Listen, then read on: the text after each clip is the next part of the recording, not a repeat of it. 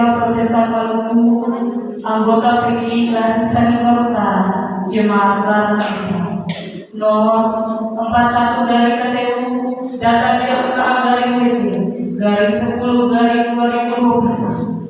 Majelis Jemaat GPM Kota menyampaikan selamat pagi dan selamat datang bagi jemaat teristimewa kepada Bapak Ibu Saudara-saudari yang baru pertama kali mengambil bagian dalam persekutuan ibadah jemaat di saat ini. Selanjutnya, Majelis Jemaat meminta perhatian jemaat terhadap penyampaian kata jemaat sepekan ini sebagai berikut. Ibadah pagi ini akan dilayani oleh hamba-hamba Tuhan Gereja Sheba, Pendeta ZM Solisa, Gereja Gloria Emeritus Pendeta H. Maisera, dengan mempergunakan tata ibadah minggu kedua, didasari pembacaan Alkitab Kisah Para Rasul 15 ayat yang pertama sampai ayatnya yang ke-21. Pelayanan sepekan lalu sebagai berikut. 1. Ibadah minggu lalu yang hadir 558 jiwa, terdiri dari Gereja Sheba laki-laki 134 jiwa, perempuan 253 jiwa. Gereja Gloria laki-laki 56 jiwa, perempuan 116 jiwa. Peserta ibadah pelayanan rumah laki-laki 24 jiwa, perempuan 60 jiwa. Jumlah 84 jiwa.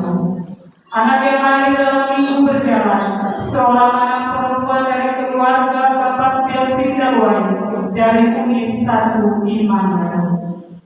Saksi-saksi 1. Keluarga Bapak Sol Lako, saksi dusun kelapa di Ofneri 3 Tampak. 2. Keluarga Ibu Yandarius Lako, saksi dusun kelapa di Pantai Namrala. 3. Keluarga Bapak Sony Walada, saksi dusun kelapa di Namrala Tanah Merah. Lain-lain 1. Kidung pujian yang akan digunakan kepada ibadah minggu depan adalah nyanyian kidung jemaat. 2. Sumbangan dari keluarga Ibu Ita Warlela untuk pekerjaan uang Tuhan, uang tunai sebesar 1 juta rupiah. Tuhan Yesus memberkati ibu bersama keluarga dalam tugas dan pekerjaan. Majelis bertugas minggu berjalan Gereja Sheba Penatuan Nyonya I. Joflaun Diaken Bung Bemo Tuagama Bapak S. Disi. Gereja Gloria Penatuan Bapak J. Rinimase Diaken Nyonya S. Mo Tuagama Bapak A. Tangga. Pendeta mingguan Pendeta ZM Solisa. Persembahan pujian pada ibadah minggu depan antara lain Gereja Sheba. 1. Persembahan pujian daripada suara sektor Solar Gracia. 2. Persembahan pujian dari Volga Group sektor Dulos. 3. Persembahan pujian dari solois sektor Maranatha. Gereja Gloria. 1. Persembahan pujian daripada suara sektor Tiberias. 2. Persembahan pujian dari Volga Group sektor Siloam. 3. Persembahan pujian dari solois sektor Irene. Song leader kelompok 2. Kolektor bertugas minggu depan dari sektor Maranatha. Setelah lonceng 3 kali, jemaat disalahkan berdiri dan tidak menyanyi bersama dari nyanyian 2 sobat lama nomor 136 ayat yang pertama dan yang kedua. Demikian warta jemaat. Majelis jemaat mengucapkan terima kasih dan selamat beribadah. Tuhan Yesus memberkati kita dalam ibadah ini. Majelis jemaat GPM Kota, Ketua Pendeta Fepati, Wakil Sekretaris Benatua Andres Kota, untuk hidup yang akan datang.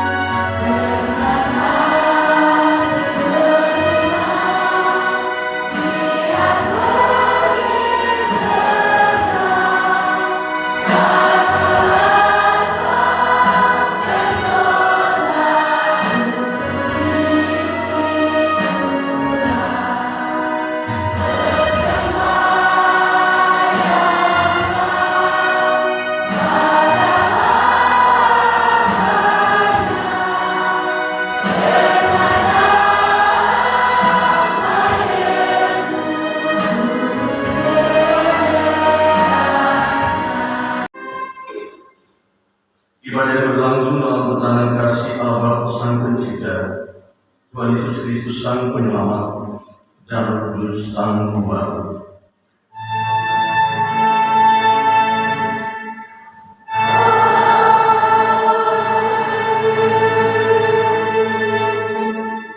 Salam sejahtera bagi jemaat. Salam sejahtera bagi jemaat. Yang tetap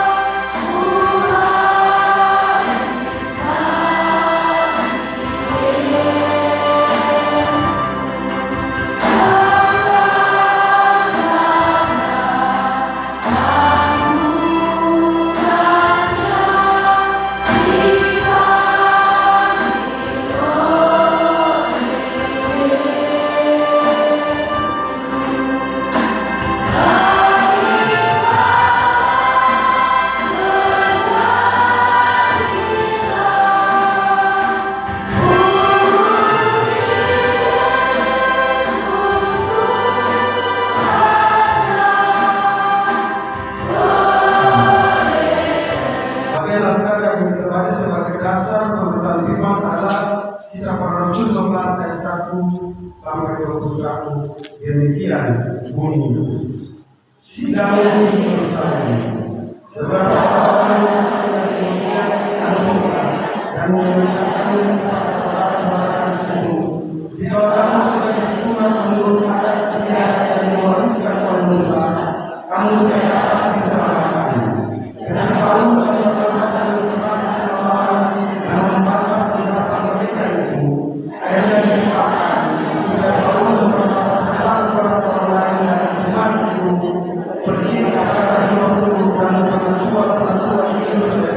Untuk membicarakan sesuatu, mereka adalah bercuma-cuma lalu mereka berjalan untuk berbicara dan diselamatkan. Dan di tempat itu mereka membicarakan tentang pertobatan orang-orang yang tidak mengenal Allah. Lalu saya membicarakan hati saudara-saudara di situ. Sekiranya di dosa mereka disambut oleh pertobatan oleh Rasul dan pertua-pertua. Lalu mereka memberikan sesuatu yang Allah lakukan dengan program mereka. Tetapi beberapa orang dari golongan polisi dan kawan dari percaya datang dan berkata, orang-orang yang berdosa dan diwajibkan untuk mengikuti hukum Musa. Maka disediakan sesuatu dalam pertua-pertua untuk membicarakan sesuatu sesuai dengan waktu ada berlangsung peraturan pikiran mengenai sesuatu. Berdirilah Petrus dan berkata kepada mereka, hai saudara-saudara, kamu tahu bahwa sesuatu Allah mengingatku dari antara kamu, supaya yang berada untuk bangsa-bangsa lain dengan berita ini dan menjadi percaya. Dan Allah yang melemah hati manusia telah menyatakan kehendaknya untuk menerima mereka. Sebab Ia memberikan Roh Kudus juga kepada mereka sama seperti kepada kita. Dan Ia sama sekali tidak menyatakan perbedaan antara kita dengan mereka. Sebab Ia menyatakan mereka iman. Kalau demikian, mengapa kamu mau berbicara dan mengatakan kepada murid-murid itu suatu yang tidak dapat dipikul, baik oleh yang memulai kita maupun oleh kita sendiri? Sebaliknya, kita percaya bahwa oleh kasih karunia Tuhan Yesus Kristus kita akan beroleh keselamatan sama seperti mereka juga.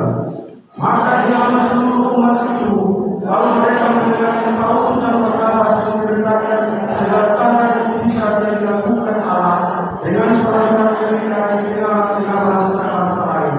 Sebab Paulus dan Barnabas berserta kita akan berkata Yakobus, hai saudara-saudara, dengarkan aku.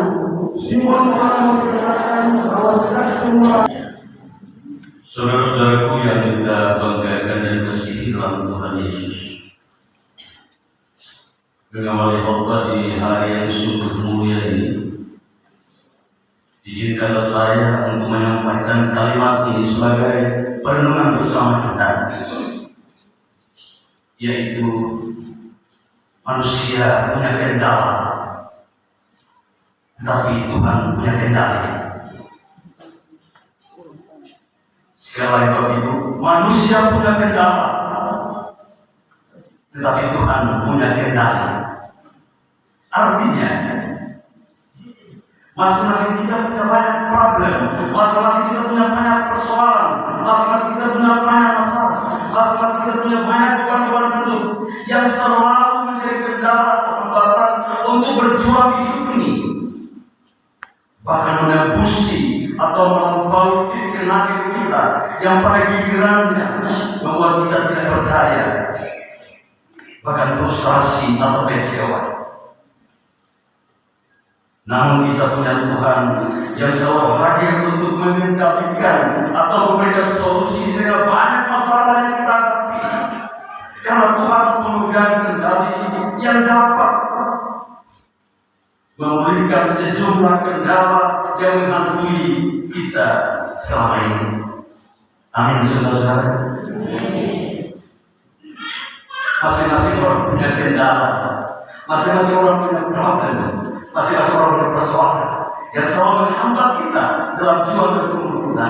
Tapi hari Tuhan pemegang kendali, Tuhan solusi kita, Tuhan jalan keluar. Itu yang mesti kita yakini di kehidupan. Bacaan kitab yang memandu kita di hari ini adalah Kisah Para Rasul pasal 15 ayat 1 sampai 21 yang memiliki tema saling mendengar sebagai gereja. Saling mendengar sebagai gereja. Mendengar di sini adalah mendengar dengan hati, bukan dengan emosi atau marah-marah, tapi mendengar dengan hati. Karena dunia modern yang serba canggih ini membuat orang cepat berbicara dan menilai, tetapi lambat mendengar. Karena terlambat mendengar, sehingga muncul banyak konflik rohani dan sosial, bukan karena kekurangan kebenaran, bukan, tetapi karena kekurangan kemauan untuk mendengar. Dan ketika gereja berhenti mendengar, disitulah gereja kehilangan wajah Kristus.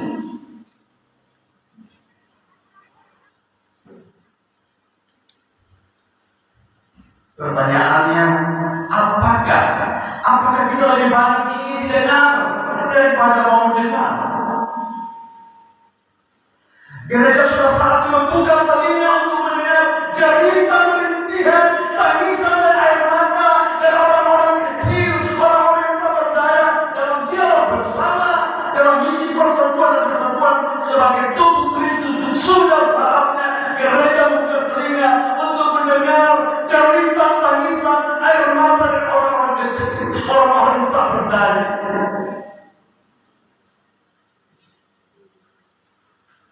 Jangan pandang enteng orang-orang kecil punya suara. Jangan pandang enteng orang-orang kecil punya pendapat. Itu sangat bernilai, sangat bermakna. Kalau anggap enteng sah, atau lu bilang apa? Jangan pandang enteng orang kecil punya suara. Karena orang-orang kecil itulah suara mereka mesti diporoskan dalam pelayanan mereka. Sudah saatnya gereja membuka telinganya untuk mendengar jeritan, tangisan, air mata dari orang-orang kecil, saudara dan saya.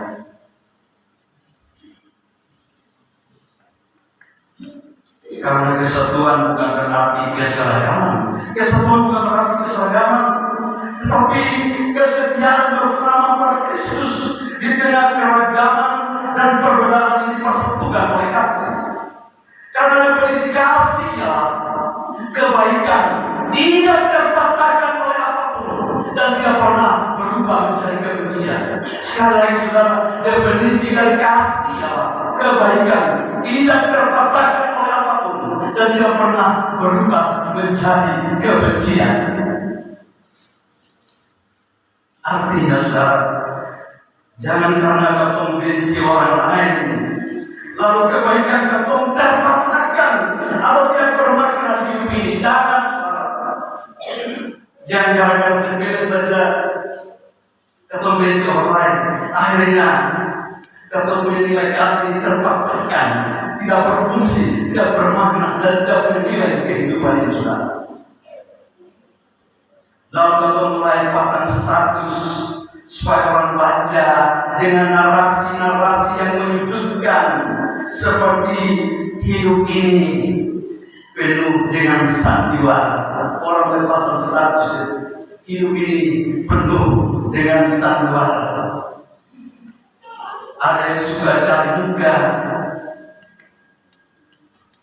ada yang bermuka dua, ada yang sempurna muka, dan ada yang buang muka dan lain-lain sebagainya. Pasal status jadi dengan narasi-narasi akan menjulur hidup ini adalah sandiwara. Hidup ini penuh dengan sebuah. Kalau bacakan ya, ada orang yang suka cari muka supaya dapat jabatan, supaya dapat kuasa. Ada orang yang bermuka dua, di depan duduk, di belakang menandu. Ada yang sentuh muka sama sekali, sentuh malu.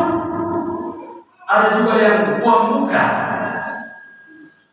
Ibu saudara-saudara setengah mati tapi dia pura-pura buang muka. Itu adalah kehidupan di kehidupan saudara. Saudara percaya tidak terlihat, tapi ini fakta, realitas kenyataan yang telah menghadapi saudara.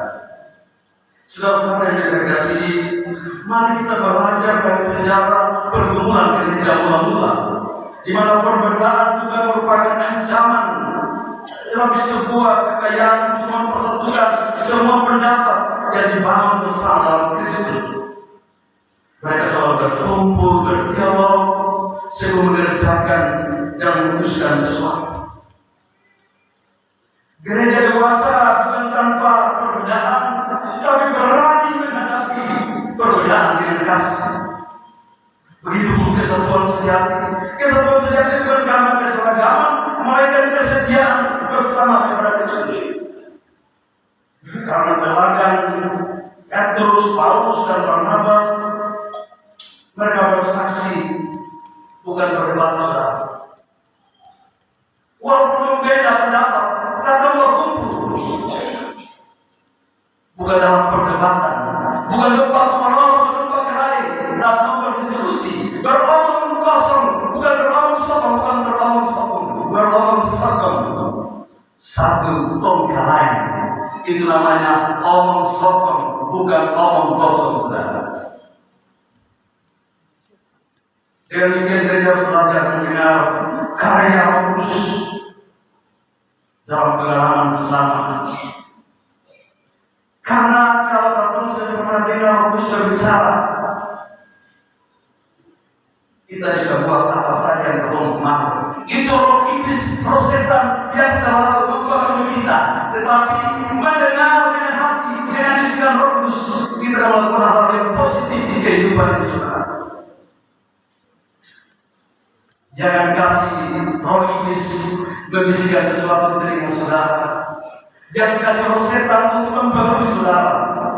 Dengarkan bisikan Roh Kudus untuk dapat mempersatukan kita dalam setiap tujuan dan bunuh saudara. Karena Roh Kudus adalah otoritas tertinggi gereja. Kuasa tertinggi gereja adalah Roh Kudus. Pertanyaannya, apakah keputusan-keputusan kita sebagai gereja lahir dari kasih dan kebijaksanaan?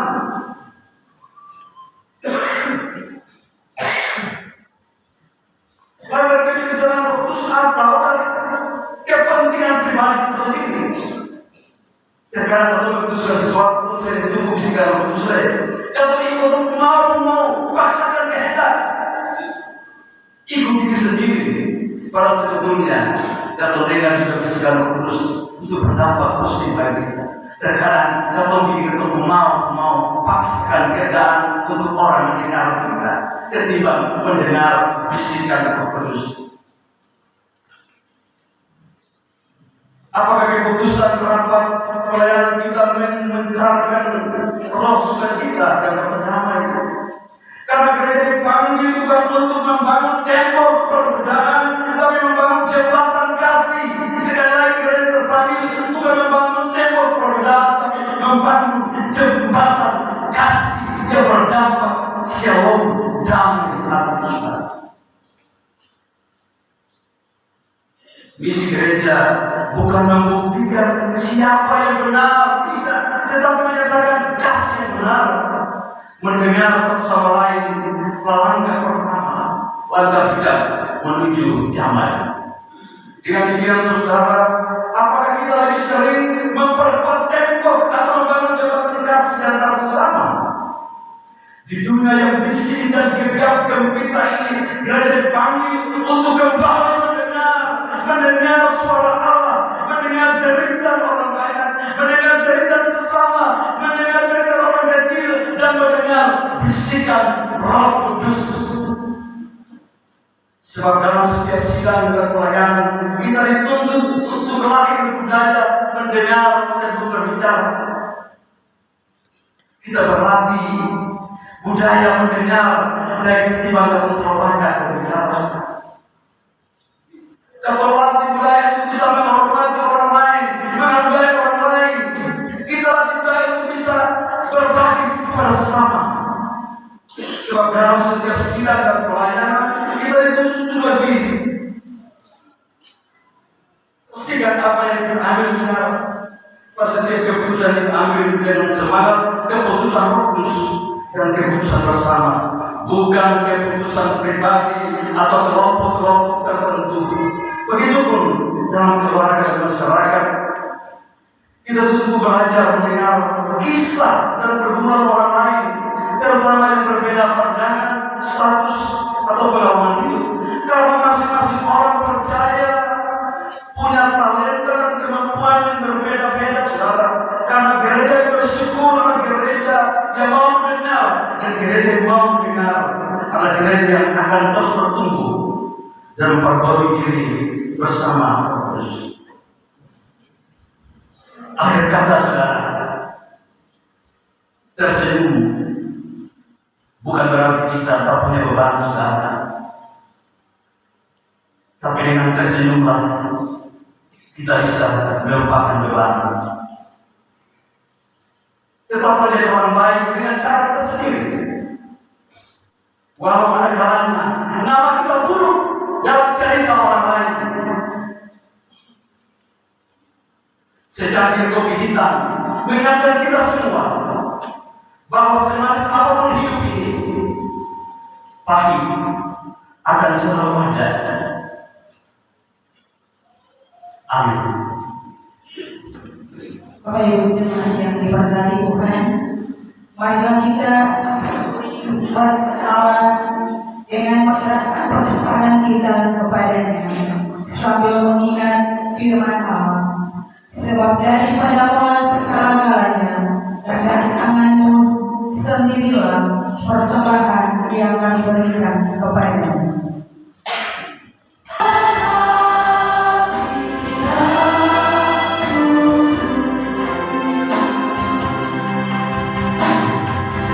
Pada waktu jemaat kita berdoa atas persembahan syukur kita bisa tidak berdoa dengan penuh sukacita dan rasa terima kasih kami naikkan kepada Bapa karena lewat ibadah minggu di pagi ini Tuhan, kami sebagai umat-Mu telah memberikan seluruh persembahan bahkan persepuluhan dan seluruh hidup kami bawa kepada Tuhan.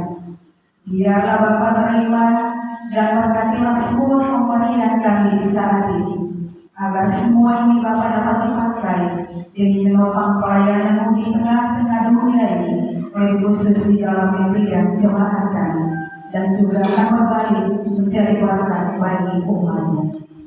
Demi Kristus Yesus korban yang agung, kami berdoa. Amin.